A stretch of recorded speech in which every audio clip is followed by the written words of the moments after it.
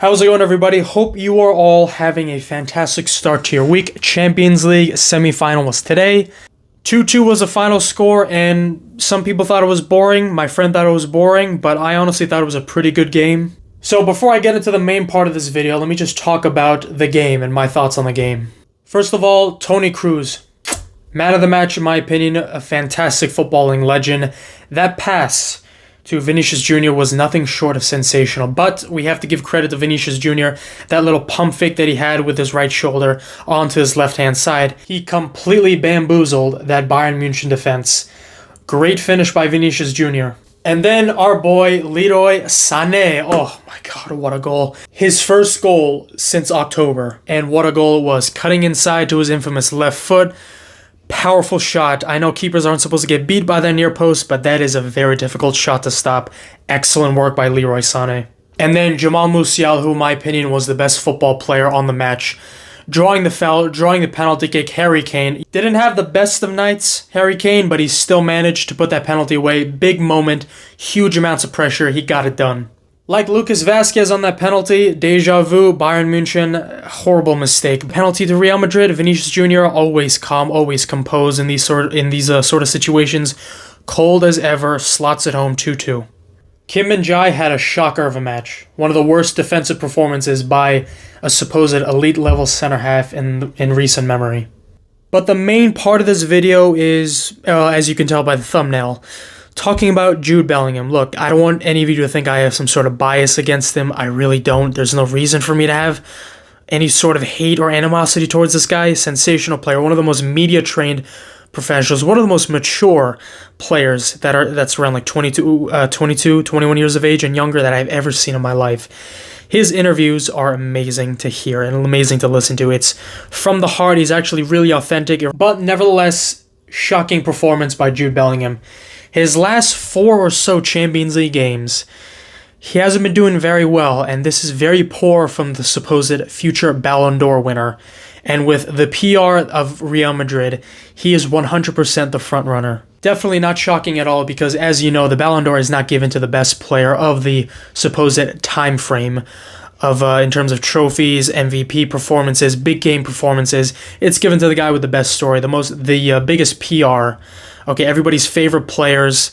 Okay, and the guy who has the most journalist friends. I'm just going to address it because I know some of you probably think I'm salty. Look, I thought Erling Haaland deserved the Ballon d'Or last year. I didn't think he got robbed.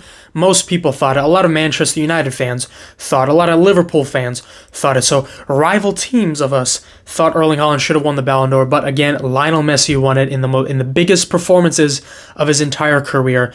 The highest pressure.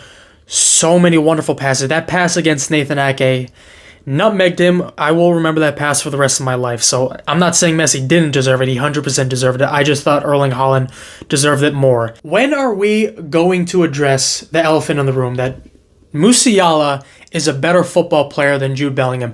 I said this a couple of videos ago.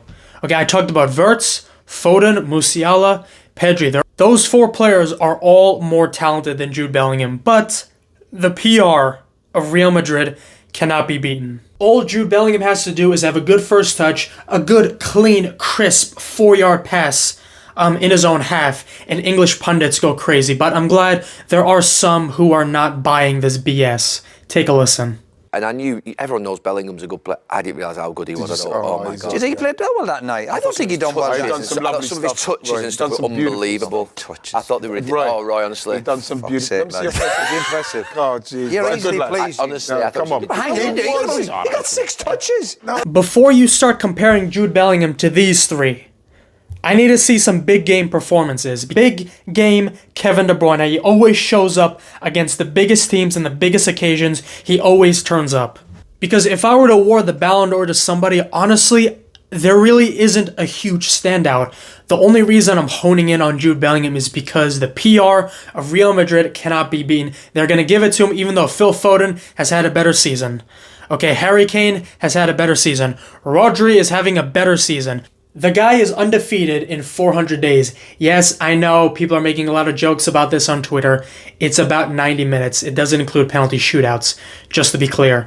hasn't lost the game in 400 days. Again, he said this at the Ballon D'Or ceremony last year. It's about PR and it's about money. It's about marketing. A defensive midfielder like himself will never get the credit. Obviously, the season is not over. Jude Bellingham can definitely make a huge impact on the Champions League and definitely in the Euros.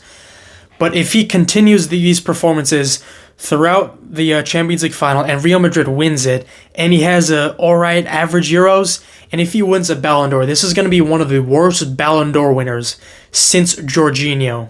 I don't know why all the credit is given to Jude Bellingham when Rodrygo and Vinicius Jr. have been scoring big goals for the last several years, including this year. Vinicius Jr. has been there in the biggest moments. This is his 21st goal of the season. He's been absolutely spectacular.